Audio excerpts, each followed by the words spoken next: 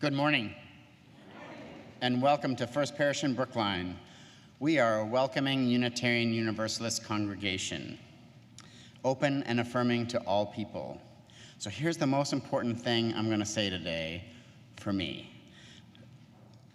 Whoever you are, whatever your gifts or abilities may be, however you identify your gender or sexual orientation, wherever your life and faith journey has taken you, you are welcome here. My name is Steve Davis, and I'm your worship associate this morning. The service is led today by our senior minister, Reverend Lisa Perry Wood. This month's theme is our sixth UU principle, the right of conscience and the use of democratic process within our congregations and in society at large.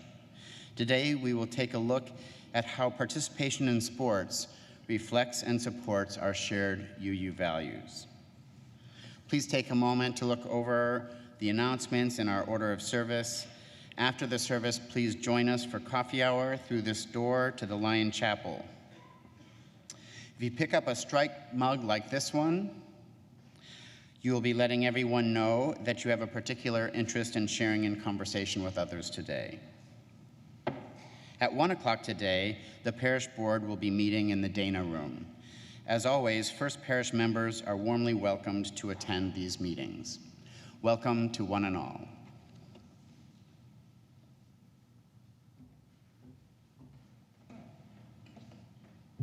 Good morning.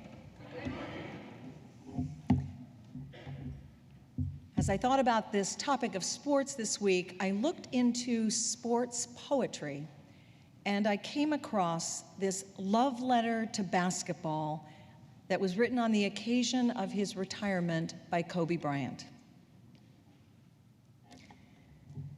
Dear basketball, from the moment I started rolling my dad's tube socks and shooting imaginary game-winning shots in the Great Western Forum, I knew one thing was real. I fell in love with you. A love so deep, I gave you my all, from my mind and body to my spirit and soul. As a 6-year-old boy, deeply in love with you, I never saw the end of the tunnel. I only saw myself running out of one. And so I ran. I ran up and down every court, after every loose ball for you. You asked for my hustle, I gave you my heart, because it came with so much more. I played through the sweat and hurt, not because challenge called me, but because you called me. I did everything for you, because that's what you do when someone makes you feel as alive as you made me feel. You gave a 6-year-old boy his Laker dream, and I'll always love you for it. But I can't love you obsessively for much longer. This season is all I have left to give. My heart can take the pounding, my mind can handle the grind, but my body knows it's time to say goodbye. And that's okay. I'm ready to let you go. I want you to know now, so we can both savor every moment we have left together, the good and the bad. We have given each other all that we have. And we both know, no matter what I do next, I'll always be that kid with the rolled up socks, garbage can in the corner, 5 seconds on the clock, ball in my hands, 5, 4, 3, 2, 1. Love you always, Kobe. Friends, come into this beautiful and sacred space and let us worship together. And now please rise as you are willing and able and sing our opening hymn, which is Morning Has Come.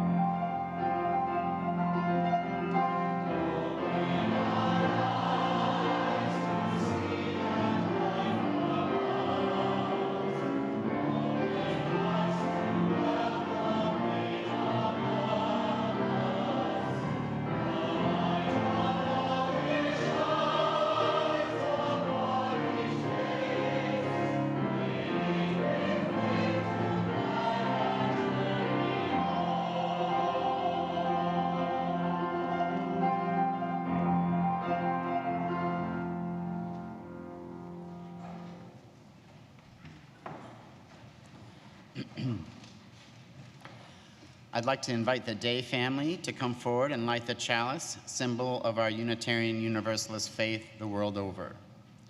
In a mere moment, I'm going to ask you to join me in unison affirmation printed in the order of service, first in Spanish and then in English. If you notice me step back from the mic during the Spanish portion, it's because I'm not quite there yet.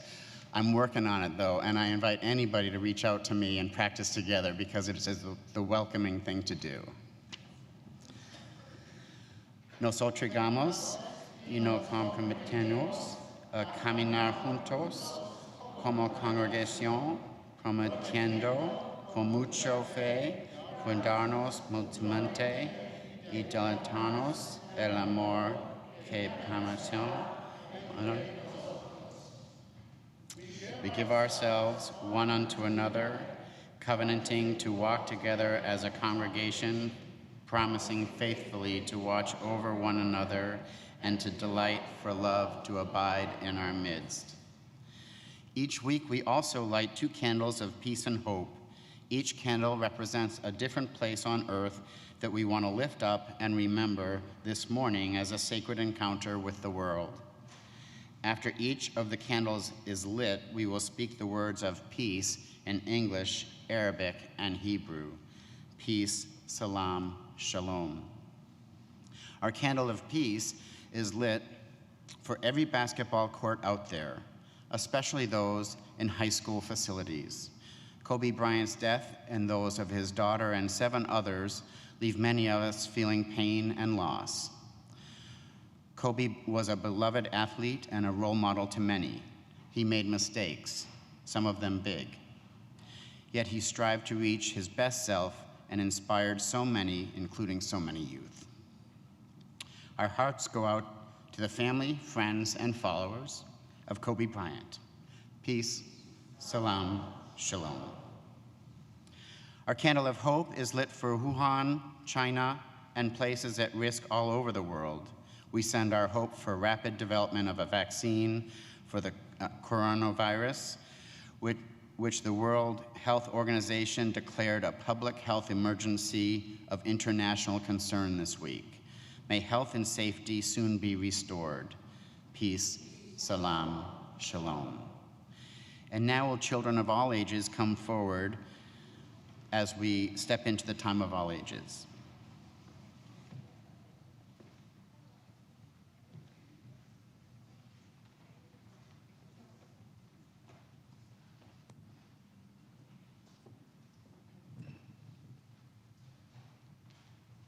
Good morning.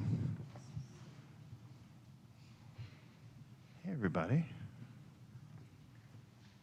Hey, Gail. Hello. How are you? Oh, I'm sorry to hear that. So, who here plays a sport? And sport's kind of I'm going to use that word kind of abstractly. That can be like running, that can be swimming, maybe you're on a team, maybe you're on whatever. Petra. Ballet, right on. Eliza. Gymnastics and what? Swimming. Yes, sir. Isaac. Soccer. Yes. Swimming. All right, some swimmers here? Yes. On a swim team. Football team too? All right, busy. You're on the soccer team. Yes, sir. Right on. So there are a lot of swimmers, a lot of people playing different things. Peter. Soccer and swimming. Right on. So what's like the best feeling you've ever had from playing sports? Yes. Elowen. Calm. When was that? Was that before or after the game?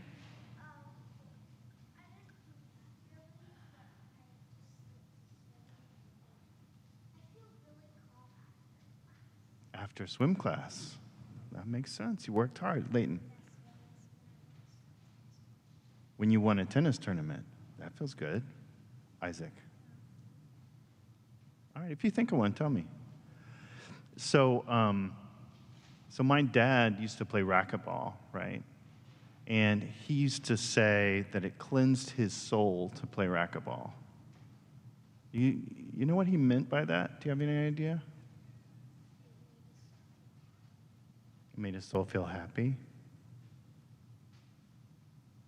Yeah. What I find is, like, sometimes I'll be anxious or I'll be worried, or I've just got a lot going on. Maybe I feel like I've got a lot of energy in my body that I need to get out. And I'll put my running clothes on, and I'll start running.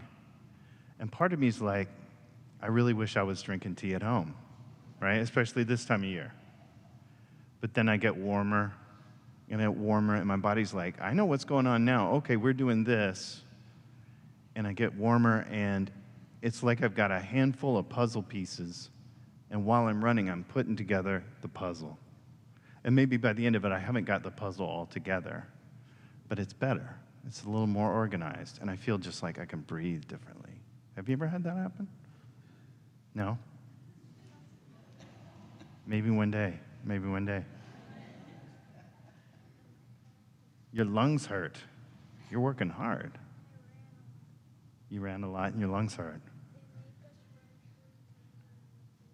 3 times around the field? That's enough. Yeah, that'll do.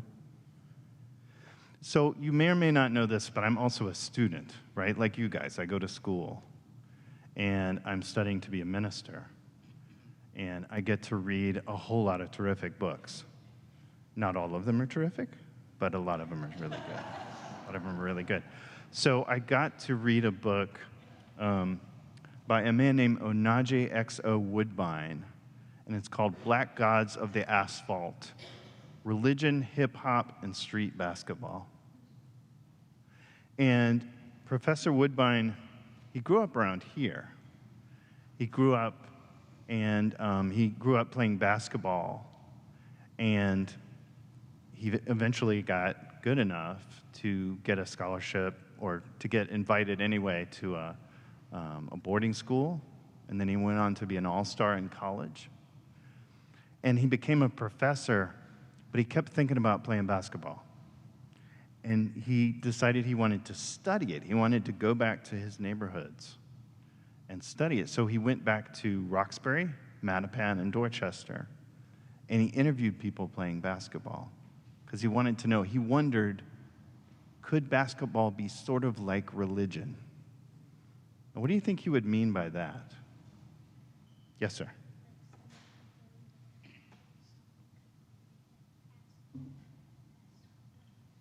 Like someone could believe basketball was the best sport? In the same way they could believe in religion? They could really love basketball. That's true. That's right. I think he meant it was like a ritual, like going to church.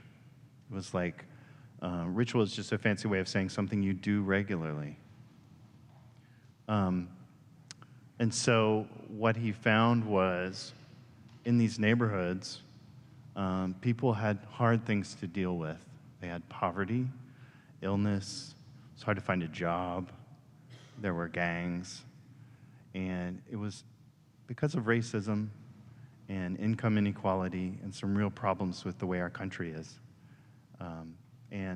But they would come to a basketball game, these players, and maybe they didn't have enough food to eat, or maybe their mom was sick, or something like that. But they would come and they would be on the field, not on the field, but on the court, and it was like they were free. And there were all kinds of people who would come to these games. It was complicated because a lot of people would come, and everybody thought these basketball players were real heroes, and they were. But you would have white recruiters looking to recruit people for basketball games. You would have friends and family cheering them on. You would have gang members. You would have the police sometimes. You have a lot of different people in the audience, a lot of different people watching.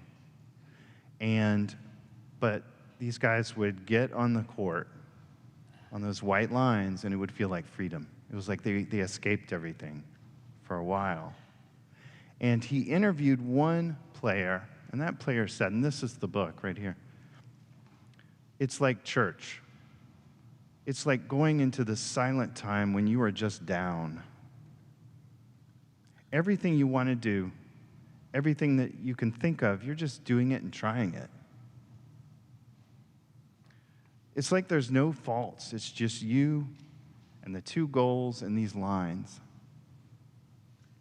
So I just felt the feeling of freedom, being able to do whatever I want to do, and nobody's going to judge me if I miss it or if I make it. No whistle is going to go off. So it's just freedom, man. Just straight freedom. So that's how he felt. So as we go out to our RE classes, let's remember what sports can do for us and how it makes us feel. Okay? And let's sing everyone out to the RE classes.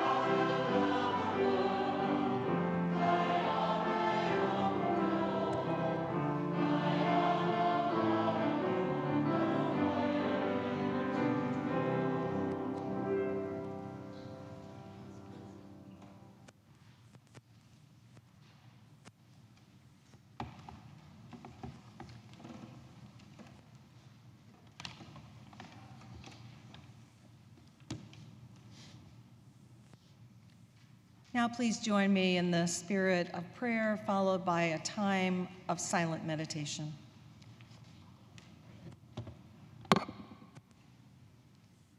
Spirit of life and love, we pray today for the health of our physical bodies, including the power of our minds. We pray for the strength to face what life brings us, to do our best in spite of life's challenges, aging, injuries, illness, all the ways that our bodies show us our limitations. Help us to remember that performing on the field or court, the dance floor or stage, in the water or on a balance beam offers joy and lifts us up and can also bring us up short at times. Help us keep in mind that winning feels good, but it is not everything. Being in the game or watching or cheering from the sidelines are all ways to participate in life. And for many of us, living our lives every day is a kind of marathon or Super Bowl.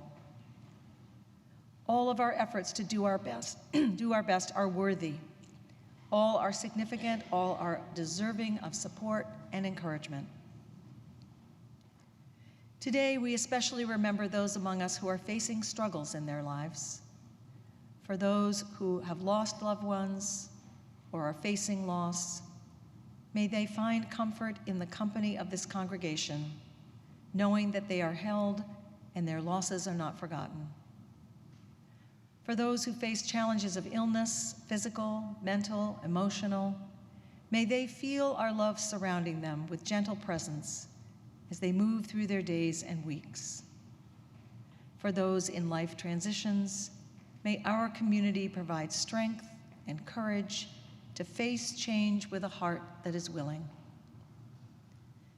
It is in our love for each other, our acceptance and acknowledgement of each other's pain and loss that we show who we are as a congregation. May this community, this family of love and support, move from strength to strength, deepening in love and connection moment to moment, so that this well is there for all of us to draw upon when it is our turn. May it be so. Blessed be. Amen.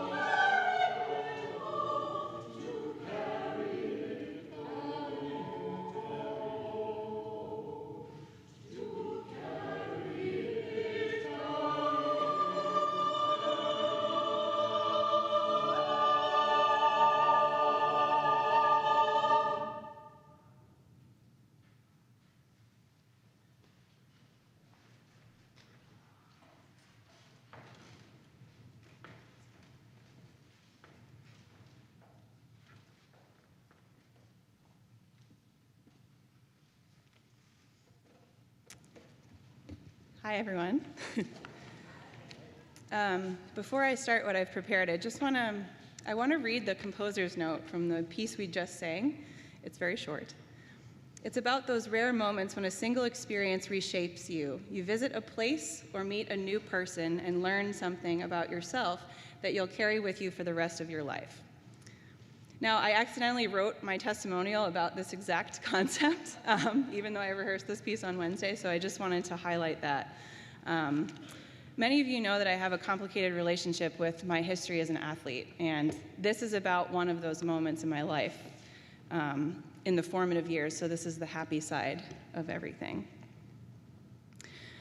When you pull on that jersey, you represent not only yourself, but your teammates.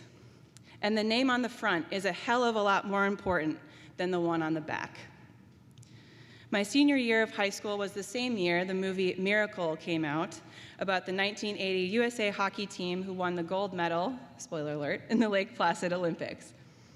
My field hockey team had a lot in common with the motley crew of collegiate hockey players that only their coach, Herb Brooks, believed could win gold. We'd worked hard to get to the quarterfinals, and we were up against Pomperog, the several-time state champions, and we had no real hope of winning. Our team hadn't been to the state tournament since our coach had played back in 1984, and she was adamant that she believed we were the team who could make it there. We had practices all season reminiscent of those portrayed in Miracle, where we'd run field sprints until people threw up, and we laughed as we watched the movie together the night before this game and drew parallels to our own experience. Our team played seamlessly as a unit, and we would know just where each person would be without even looking up sometimes. While thinking about what I wanted to talk about today, I kept coming back to a few lessons I learned from my experience on my high school field hockey team, what it means to be part of a team, and what it means to put your trust in a coach who can see you before you can see yourself. If you haven't seen Miracle, well, you should go home and watch it today. I watched it twice yesterday. I mean, the Patriots aren't even in the Super Bowl, so what else are you going to do? In case you're wondering how my 2004 season ended, the game went into overtime after a back-and-forth battle that felt endless. I scored the winning goal in sudden death overtime to get us past Pomperog and to the next round of the state tournament, where we did eventually lose to the eventual championship team, Branford. I can still see that goal going past the goalkeeper. I can hear the sound of the ball smacking that backboard twice, and then being covered in a pile of my teammates. Coach Terry held my face, crying hysterically, saying, "I knew you could do it, Mac." However, it was never just about me. Every single person on that roster was there for a reason, and every practice, game, run, and team dinner had gotten us there. The penalty corner I scored on was executed perfectly, starting with my teammate who inserted the ball to me. This team and this coach were the catalyst for me becoming a Division I athlete, and it was all because my coach Terry saw me as a sophomore, moved me up onto the varsity team before I thought I was ready. She made me want to get better and made me want to work hard to be the best possible player I could be. She also taught me the most valuable lesson I could have learned, that believing in yourself and your goals, no matter how impossible they seem, matters.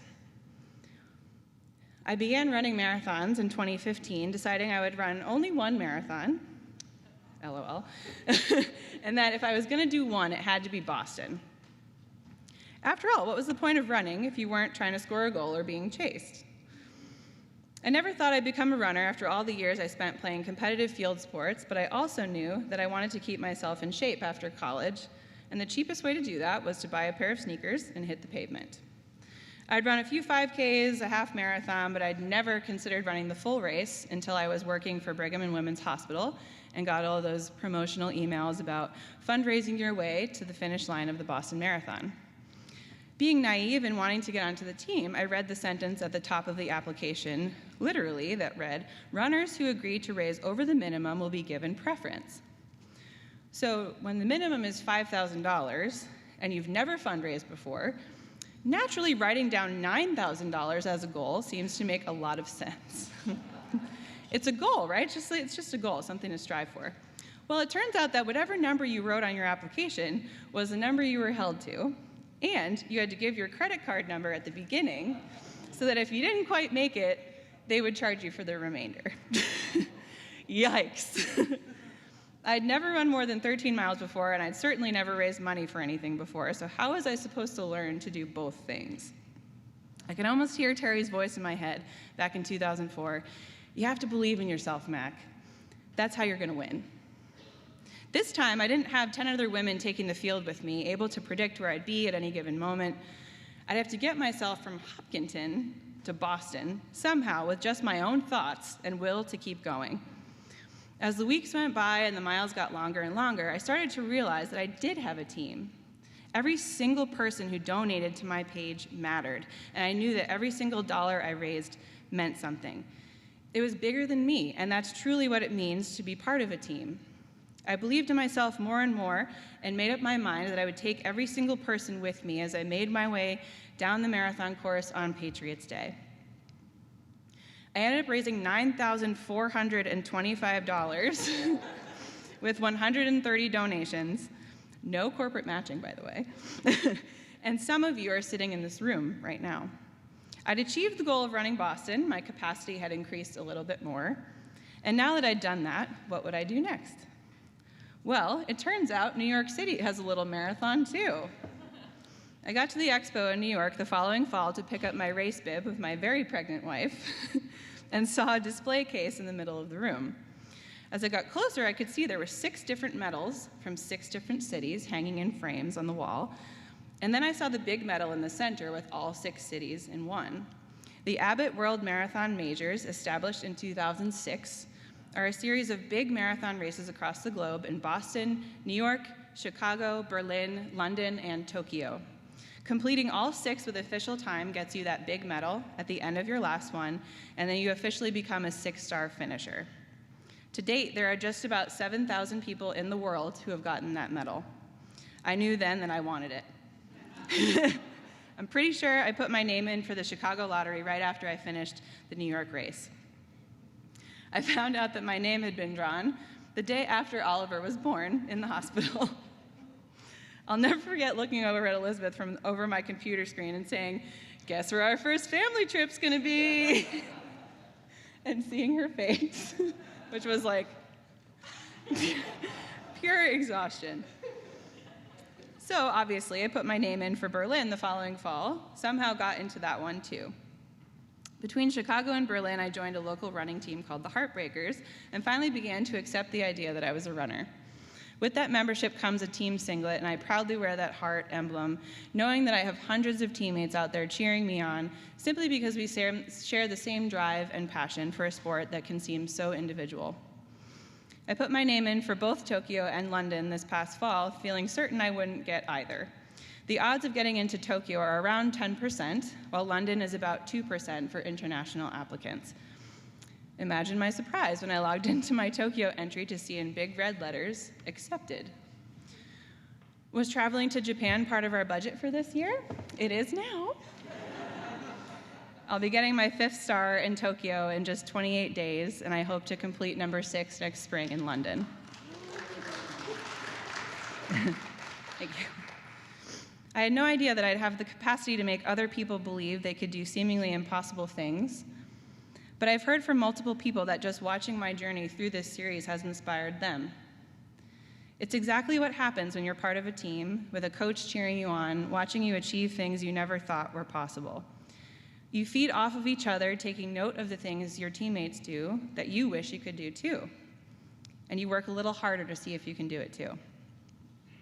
It's really easy to spin this in a negative way and compare yourself constantly to people who are better at something than you are. Many of my Heartbreaker teammates are really fast runners, and it would be really easy for me to minimize my own goals in favor of trying to be just like everybody else. And trust me, I still do that sometimes. It's really hard for me not to be a perfectionist and be the very best at everything I am doing. It's all about how you define best and the word that comes in front. There's a difference between the best and your best. When you reframe that concept in your mind and approach every day with your very best effort, you'll achieve anything you set your mind to.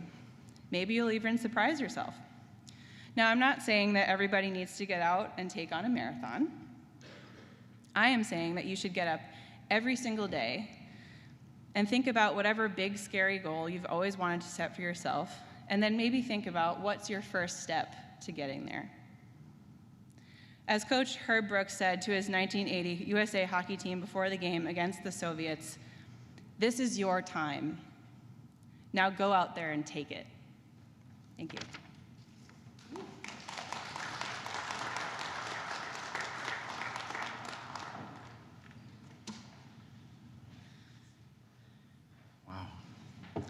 The offering will now be gratefully received. If you're visiting First Parish for the first time, please feel free to let the plate pass you by.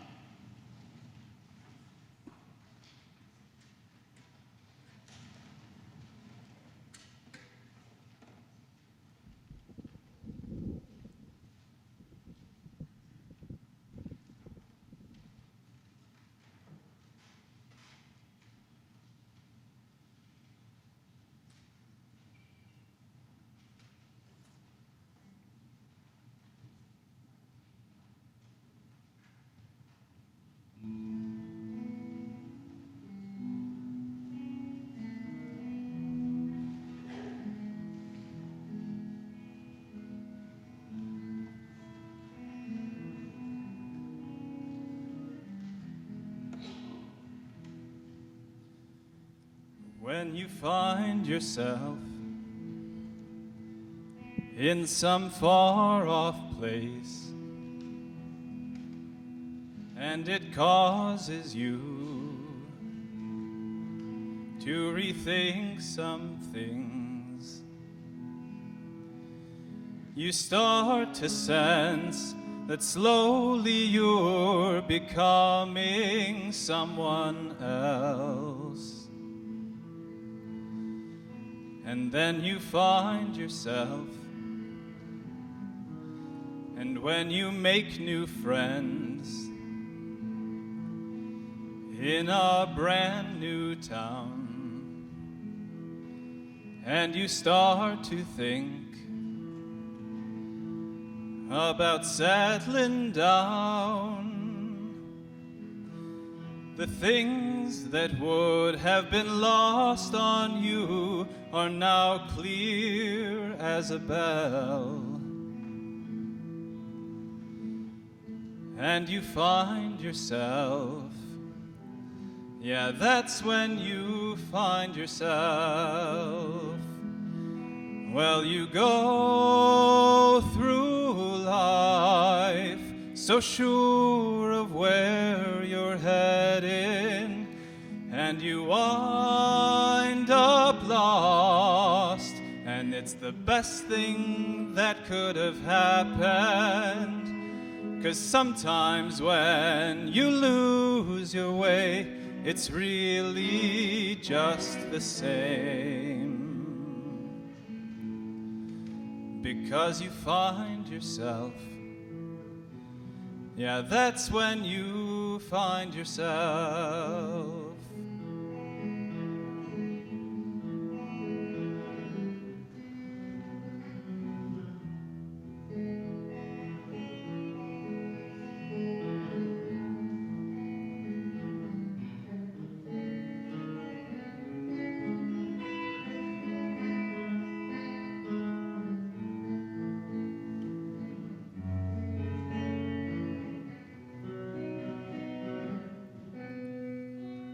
When you meet the one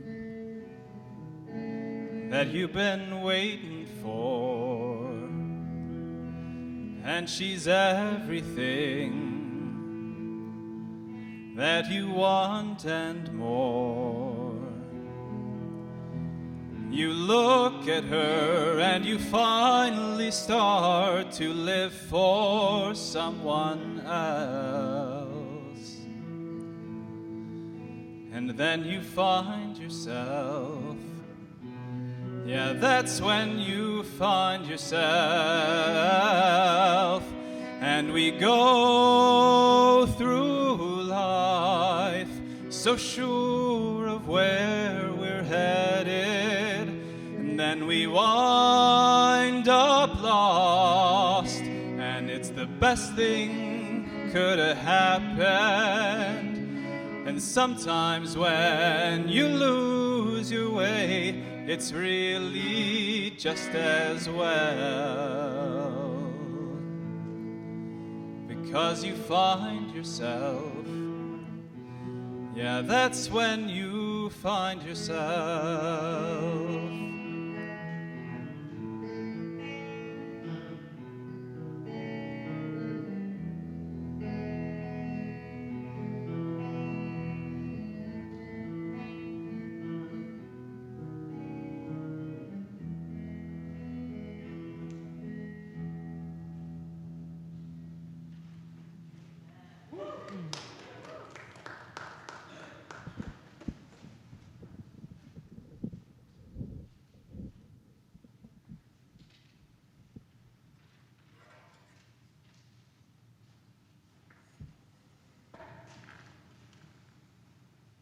For all that you have given and for all that we have received, we say thank you.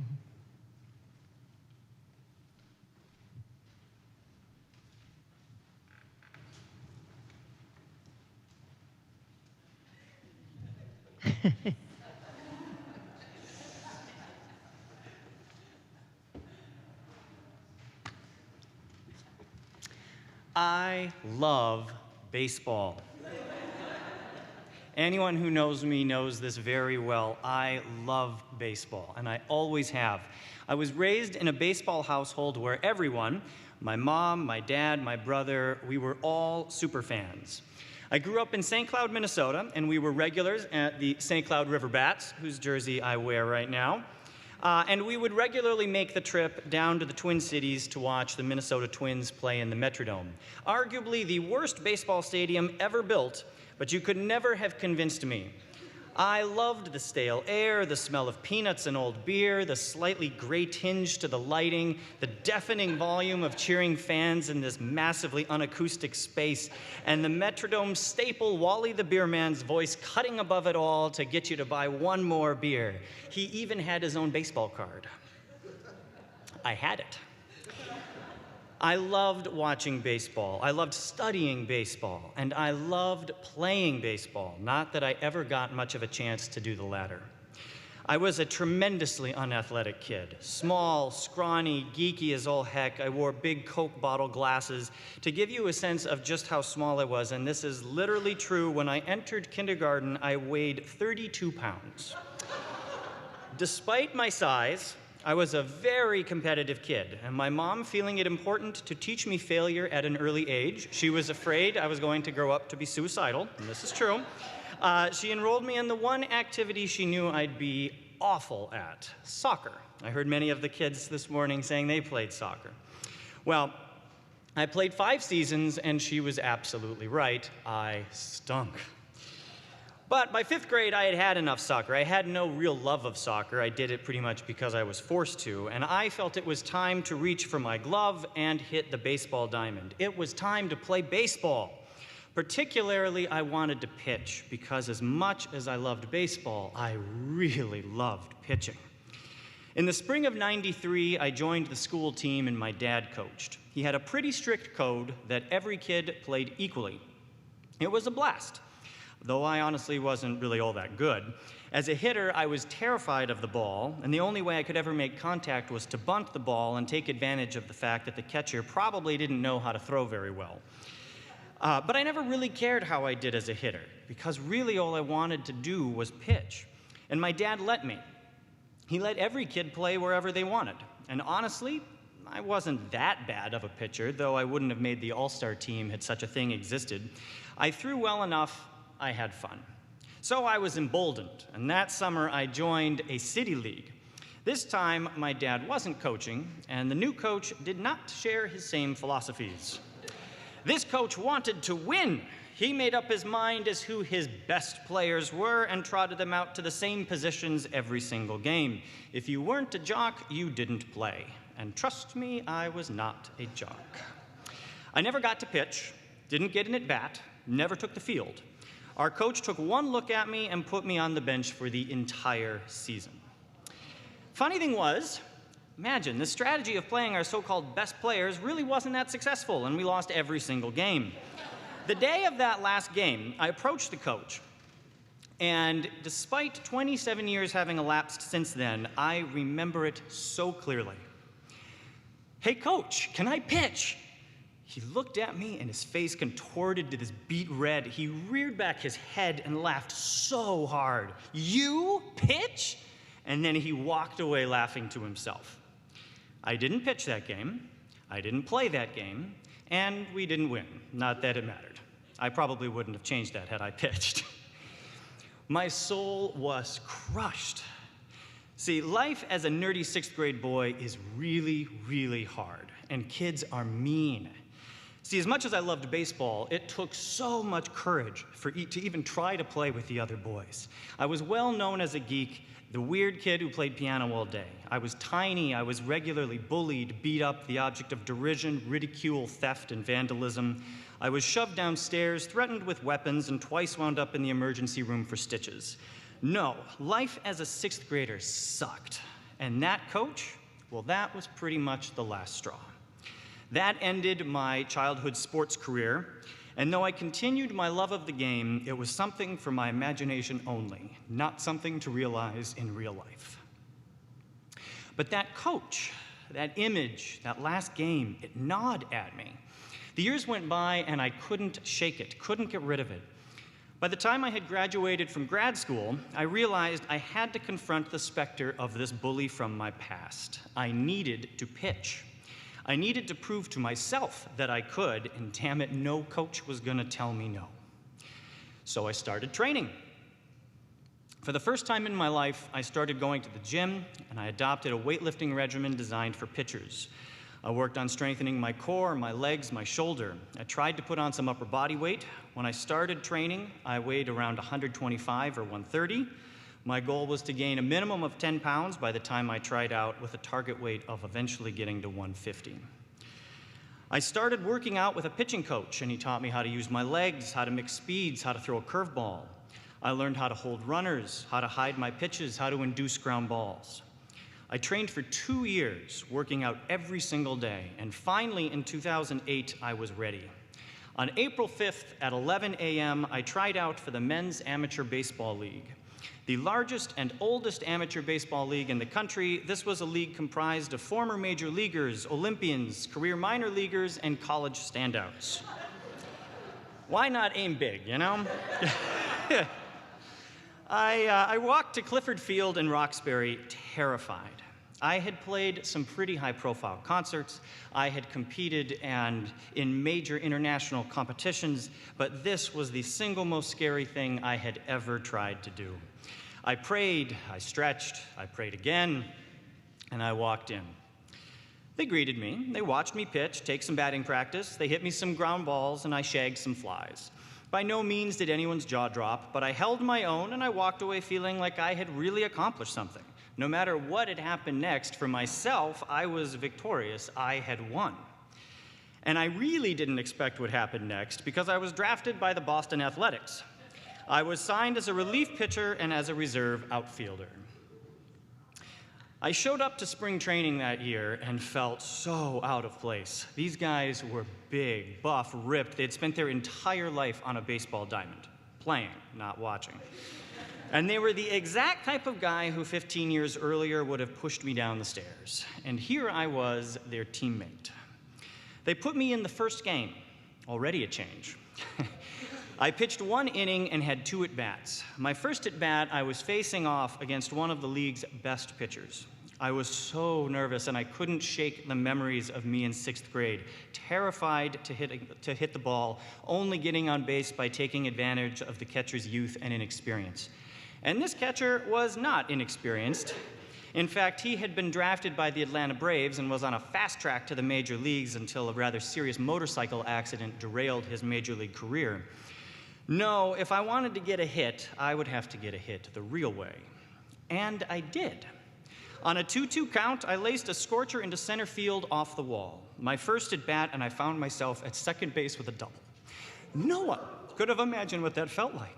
I had accomplished the unthinkable. The scrawny kid who never got to play, had never really gotten a legit hit in his life, was on second base with a double against the league's best pitcher.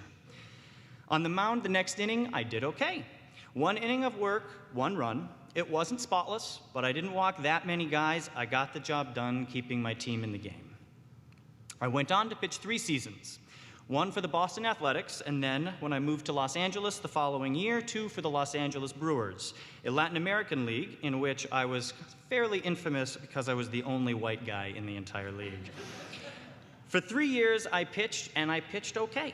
It was never easy, and it never, ever came naturally. I worked out every single day, continued to take regular batting practice, continued to work on my pitches, continued strength training.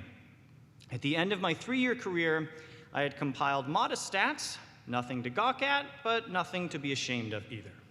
But of course, in the end, the stat line didn't matter. What mattered was finally putting to rest the demon of that 6th grade coach. And I still get angry at him, and I still remember that day, and it still makes me so angry. But now, I can look at him, and I can laugh at him, and when he says, "You pitch," I can look at him straight in the eyes and say, "Yes, now hand me the ball."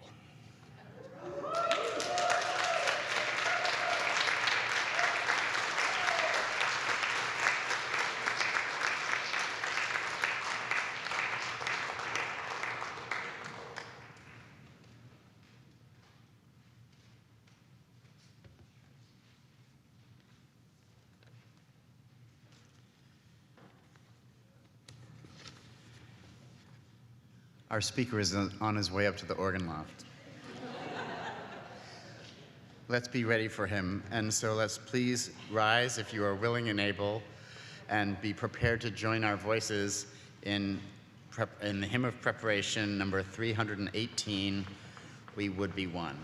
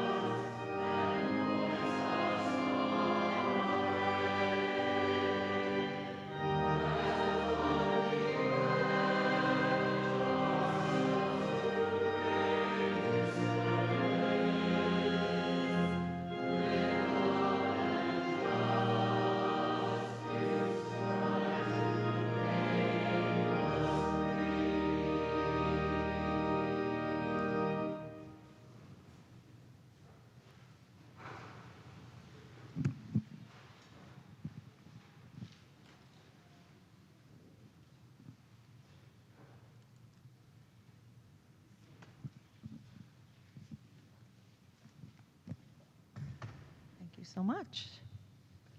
Here you go. Hi, everyone.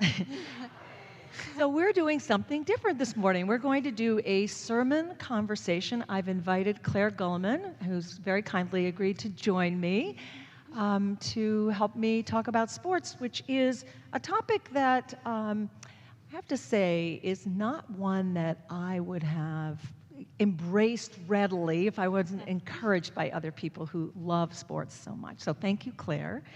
And maybe you could start by telling us about your life in sports. Of course. Hi, everyone. Before we talk about this, I just want to say I love this community so much. I went through the Challenge program, went through all of our youth programs, and it's been a while since I've actually come to a service, and it just filled my heart with so much love. I miss this community every day. That said, I have always been a person who has been deeply influenced by sports. I've always been an athletic person, always running about.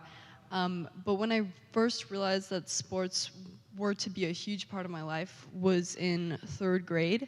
I had undiagnosed ADHD, and I realized that if I ran before the school day, I would be more focused in school. And so I'd get up really early every morning and just go for a run around the block, and I realized that it made me a lot more focused. And ever since then, I realized the wonderful effect that sports had on me as a student and as a peer and as a person. And since then, I've been striving to find sports and ways to be athletic and ways to move my body so that I can feel better in life. That's so great. Yeah. So, Claire, our question of the day, what is so great about sports? Great question. For me, what I love the most about sports is the community aspect.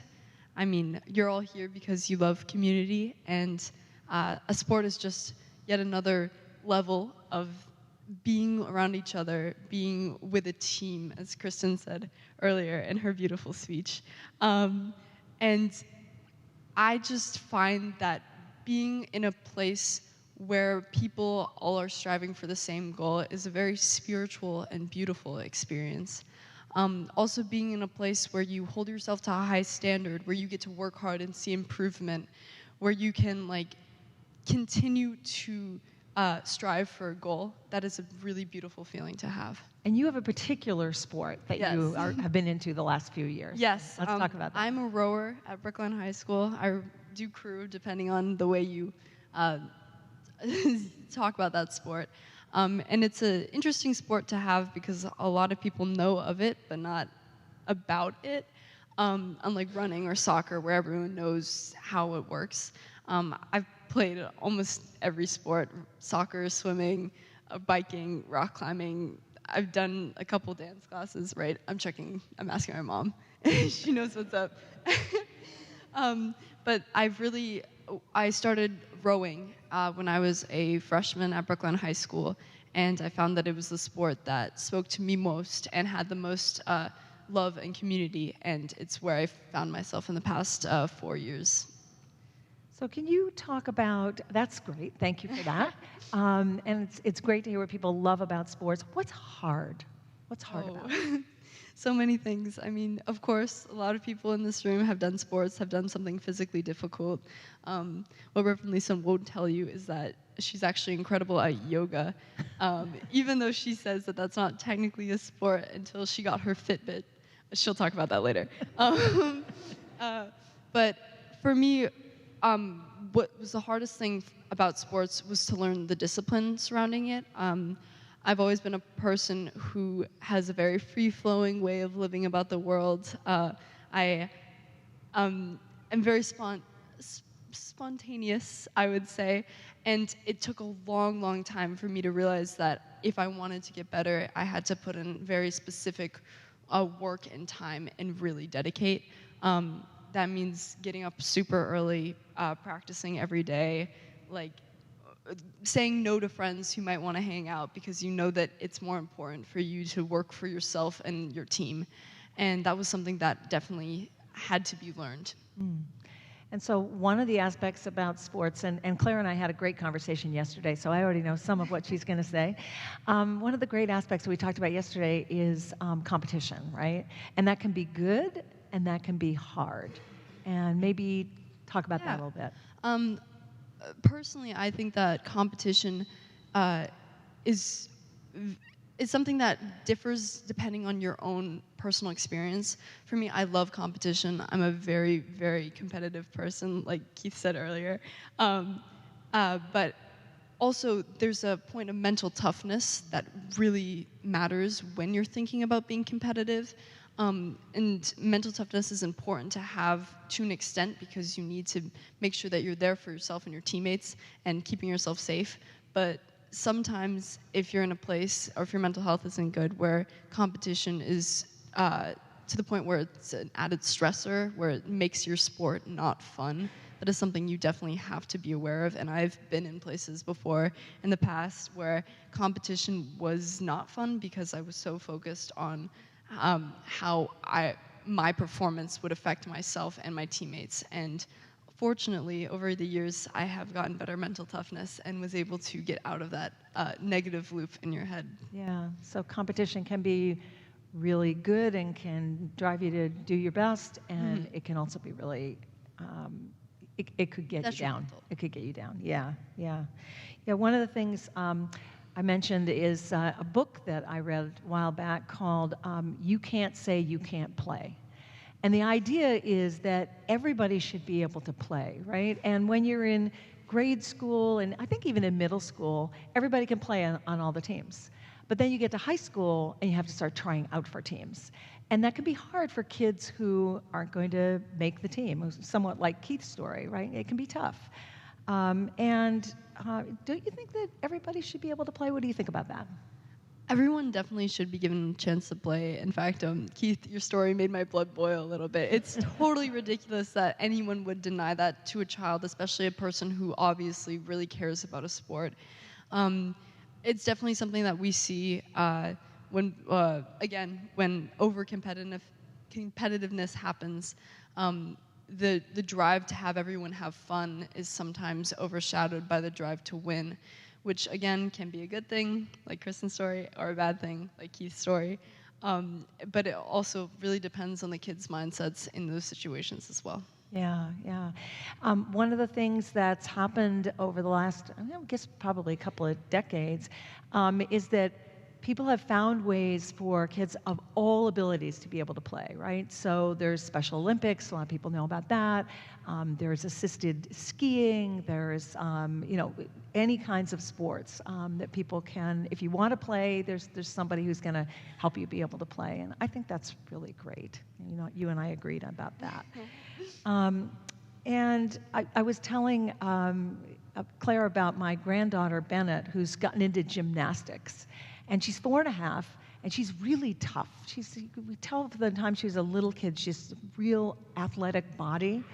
As a matter of fact, we were watching a video of her last night on, like a bar that they have in a doorway, and just trying over and over and over again to get some chin-up kind of thing that she wanted to do. And she, this summer, was really working on the monkey bars on the playground. And she would get on the monkey bars, but she's little, and they were really too far apart for her, but she just kept working at it and working at it. And this fall, my daughter sent me a video, and she was making it across the monkey bars. And not only that, but she would run over to her mom afterwards, and she would show her the blisters on her palms. And she would still go back there again and keep doing it. And it's that kind of determination, right? That really says something about someone's character, right? Yeah, we talked a lot about that. You said something about building a community in sports and kind of having each other's back. Talk more about that. Well, for the sport I do, rowing, the community aspect is so important. You are in a boat with 9 other people, and you're all expected to do the exact same thing, row in the exact same way, create the exact same motion. And that's a very difficult task, but it's also a task that you need to be okay with mistakes, okay with failure, okay with making mistakes and then accepting and moving forward. And just the fact that being in a place where everyone is responsible for every single thing that happens is a very powerful and spiritual experience, knowing that you have the ability to lift your boat up, but you also have the ability to hurt it, is something that drives people to work a lot harder, because they know that their impact is not only something that impacts themselves, but the greater good, the greater people around them, your team, your school. And I mean, in terms of creating a good community, having a goal to work to is an extremely important part of that. In fact, I almost every single community has a goal to work towards. Church does. We're all here because we're all here because we want to be around each other, around people who are like-minded, around people who care. And that is what breeds the most beautiful interactions. And I've found that in sports, and I found that here, and I found that with my friends, and so have all of you. And I think that's a really beautiful thing that sport brings to all of us. Are there some famous, or maybe not so famous, sports players that you've admired, that you look up to? Oh, yeah, definitely. I mean, of course, Serena Williams. Serena Williams. Serena She's Williams. on top of my list. Yep. Yeah. She's fabulous. Amazing. Just, so powerful.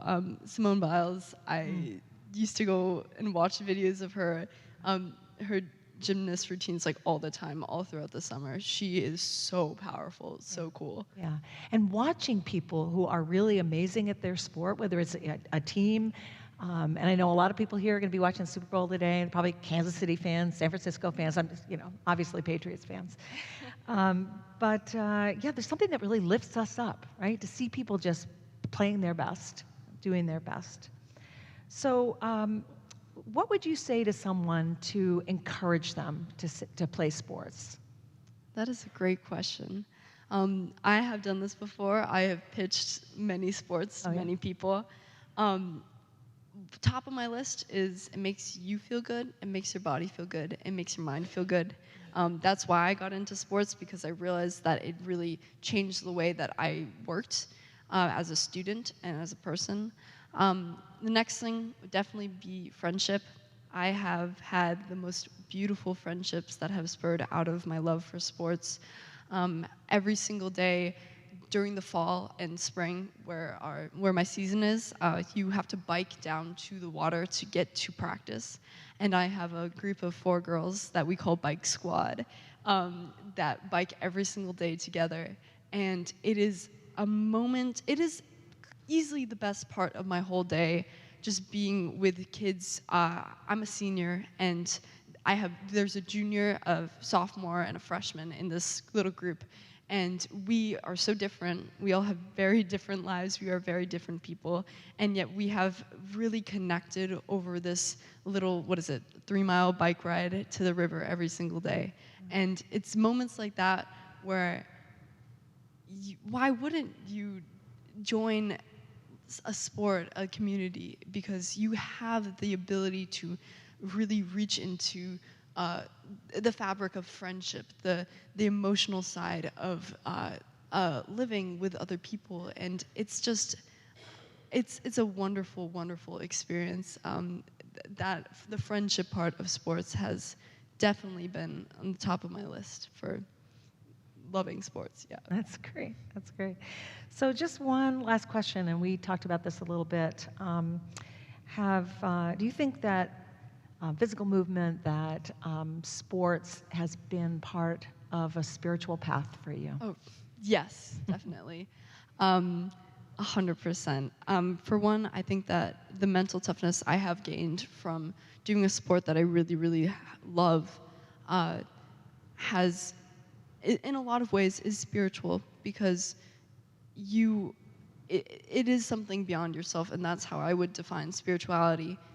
It's not necessarily towards a god, towards a spirit of any sort. It is truly looking within yourself to find meaning to things that, deeper meaning to things that are from surface level don't seem that important or don't seem that special. And I have found deeper meaning in sports for my entire life, and I hope that I will continue to as I grow up, and I hope that I will always have sports in my life, because I have benefited so greatly from having them as a woman, as an athlete, as a part of my identity.